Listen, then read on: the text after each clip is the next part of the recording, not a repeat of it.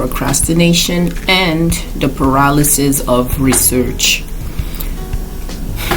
So when you are doing research, at some point, you start doing the research. Okay, I have this idea, so I need to start looking for advice, best practices. But at some point, you just go for the research all the time.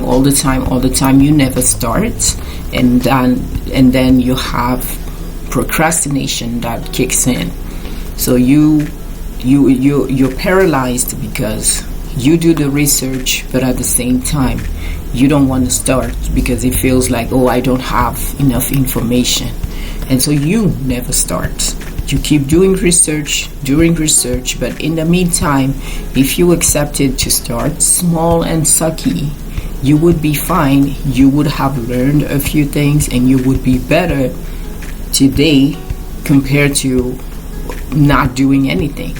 Even if you have to face being disappointed, even if you have to face the hard truth that you're not good at it in the beginning, at least you would improve over time.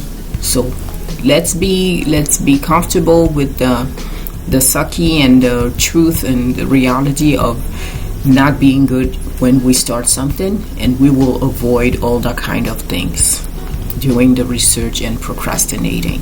And because when you procrastinate, it's like, oh, if I do this, it's too painful. So Tony Robbins talks about pain and pleasure. So usually when something is painful, you don't want to do it, but when something is pleasurable, you want to do it. So when you procrastinate, it's because you think, if I start this project, it's going to be painful on different kinds of levels, so I'm not even going to do that. But you don't think it consciously. It's a thought in the back of your mind. So if you're not aware of that, you not even know. You don't even know that this is what is happening in your life.